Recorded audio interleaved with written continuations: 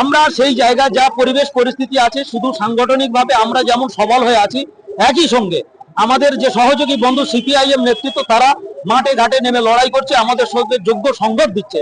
একই সঙ্গে তৃণমূলের যে প্রার্থী হয়েছেন এবং বিজেপির যে প্রার্থী হয়েছেন, মানুষ তাদেরকে চাইছে না, কিন্তু আমরা সেইটা এইভাবে আমরা এখানে প্রকাশ্যে এইভাবে বলতে চাই না। সাধারণ মানুষ তারা ভোট বাক্সের মাধ্যমে তাদের যে মতামত তারা সেটা প্রতিফলিত করবেন, এটা আমরা নিশ্চিত। কুলপি বিধানসভায় 100%-এর মধ্যে 80% ইন্ডিয়ান সেকুলার ফ্রন্টের প্রার্থী আব্দুল মালেক মোল্লা তিনি জিতছে। কারণ আমরা দেখেছি যেভাবে তৃণমূল মানুষকে অত্যাচার, মানুষকে যেভাবে হুমকি, এবং আমরা সকলে জানেন যে কুলপির কয়েকটা নেতা রয়েছে তারা কিন্তু বারবার মানুষকে লক্ষ্মী ভান্ডার ঘরের যে হুমকি দিচ্ছে তার জন্য কিন্তু মানুষ চাইছে না, শুধুই মাত্র তৃণমূল কংগ্রেসকে প্রত্যাঘাত শুধু সময়ের অপেক্ষা।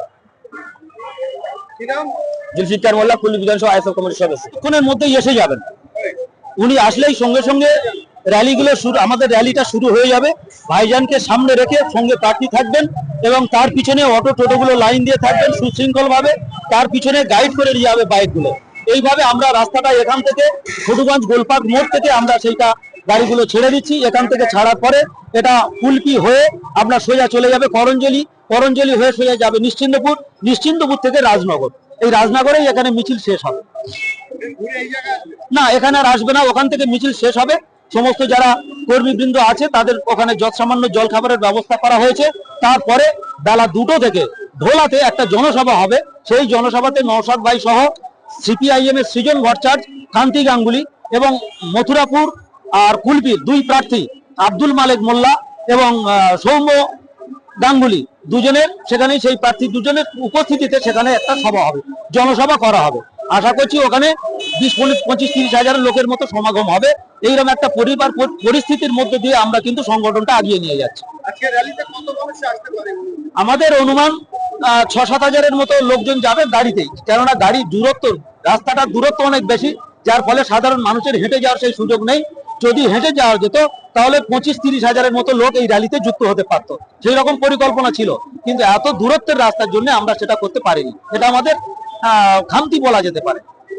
এবং মালেক ভাই এই জায়গা থেকে নিশ্চিতভাবে জয়যুক্ত হবেন, হয়ে বিধানসভায় আমরা কুলপির মানুষ উপযুক্ত মানে প্রার্থী হিসাবে তাকে ওই বিধানসভায় আমরা পাঠাতে পারবো, এই আশা ভরসা আমরা রাখছি। মহিলা আমরা দেখছি যে মহিলা পুরুষ সমানে সমানে কাঁধে কাঁধ লাগিয়ে দেখছে, বেরিয়ে পড়েছে। আপনারা নিশ্চিতভাবে দেখতে পাবেন কিছুক্ষণের মধ্যে যে র্যালি হবে, সেই র্যালিতে মহিলাদের উপস্থিতি, মহিলা সদস্য যারা আছেন, মহিলা কর্মী যারা আছেন, নেতৃত্ব যারা দিচ্ছেন, তারা বেশিরভাগ ক্ষেত্রেই তারা কিন্তু উপস্থিত হবে। আমার নাম আলাউদ্দিন খান। করেছে উত্তরপ্রদেশের বিজেপি সরকার। কাঠুয়ার আসিফা 8 বছরের মেয়ে, মুসলমানের ঘরে জন্ম, 5 জন মিলে গণধর্ষণ করেছে।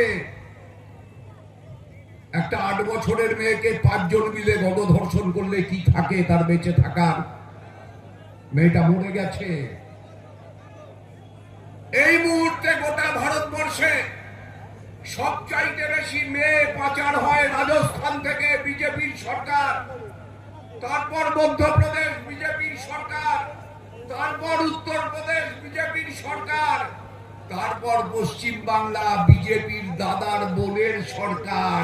এই জায়গা থেকে সবচাইতে বেশি মেয়ে পাচার হয়। এই মুহূর্তে গোটা দেশে সবচাইতে বেশি নাবালিকা মেয়ের বিয়ে হয় পশ্চিম বাংলায়। দিদিমণি কন্যাশ্রী দিচ্ছেন, আর মেয়েদের 18 বছর হওয়ার আগে বিয়ে হয়ে যাচ্ছে। কাজ নেই কোথাও। মমতা ব্যানার্জি কালভার্ট উদ্বোধন করে, মমতা ব্যানার্জি জলের কল উদ্বোধন করে, বাস স্ট্যান্ড উদ্বোধন করে, এমনকি যে শৌচাগার, পেচ্ছাপ পায়খানা করার জায়গা, সেটাও মমতা ব্যানার্জি উদ্বোধন করে। আচ্ছা বলুন তো, সব যদি মমতা ব্যানার্জি উদ্বোধন করে, তাহলে তৃণমূলের পঞ্চায়েত মেম্বার কি উদ্বোধন করবে? তৃণমূলের মিউনিসিপ্যালিটির কমিশনার কি উদ্বোধন করবে? তৃণমূলের এমএলএ কি উদ্বোধন করবে? তৃণমূলের এমপি কি উদ্বোধন করবে?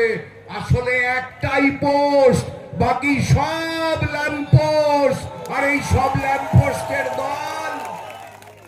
সেই জন্য মমতা ব্যানার্জি বলছে 294টাতে আমি প্রার্থী, আর বিজেপির দ্বারা এসে বলছে নরেন্দ্র মোদী 294টাতে আমি প্রার্থী।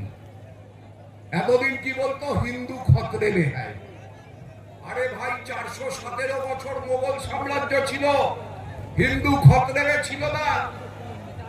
190 বছর ব্রিটিশ ছিল, অনেক চেষ্টা করেছে ভাগ করবার, শাসন করবার, হিন্দু খতরেবে ছিল না। 70 বছর কংগ্রেস ছিল, হিন্দু খতরেবে ছিল না। যেই নরেন্দ্র মোদী প্রধানমন্ত্রী হলো, আপনি শোনা শুরু করলেন হিন্দু খতরে মে হ্যায়, হিন্দু খতরে মে হ্যায়, হিন্দু খতরে মে হ্যায়। अरे भाई, हिंदू खतरे में नहीं आए, मुसलमान भी खतरे में नहीं आए, क्रिश्चियन भी खतरे में नहीं आए, ये देश खतरे में है। ये देश का नौजवान खतरे में है, ये देश का महिलाओं खतरे में है। असली बात ये है, हिंदू खतरे में नहीं है, वो नंदू खतरे में है, जिसका नाम नरेंद्र है, वो नंदू खतरे में है। और इसीलिए এই জন্যই নন্দু আর মমতা ফুলে ফুলে ঢোলে ঢোলে, ঘাস ফুলে আর পদ্ম ফুলে, এ ওর কোলে ও তার কোলে, দোলে দোলে দোলে দোলে, রোজ দোলে, সকালে দোলে, বিকেলে দোলে। আর আমরা বলছি বামফ্রন্ট আইএসএ এই দুলুনি বন্ধ করে দেব। বামফ্রন্ট আইএসএ এই দুলুনি শেষ করে দেব। এই দুলুনি শেষ করে দিয়ে বাংলায় আমরা বিকল্প সরকার দিয়ে আসব। আর সেই সরকার যে অত্যাচার চলছে, যে জুলুম চলছে তা বন্ধ করবে, জিনিসের দাম কমাবে, কৃষকের ফসলের ন্যায্য দাম দেবে, মহিলাদের নিরাপত্তা দেবে, বেকারদের কাজের ব্যবস্থা করবে। আপনি কোন দিকে থাকবেন? নওশাদের দিকে, শাম্বুর দিকে,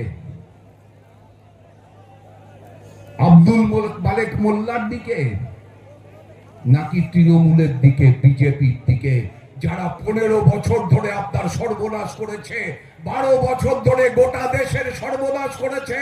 আসুন এবার তাদের দাফনের ব্যবস্থা করি, আসুন এবার তাদের চিতা জ্বালানোর ব্যবস্থা করি। আর সেই ব্যবস্থা আপনাদের করতে হবে।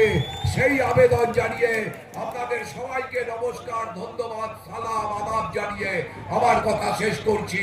ইনকলাব জিন্দাবাদ, আইএসএফ বামফ্রন্ট ঐক্য জিন্দাবাদ।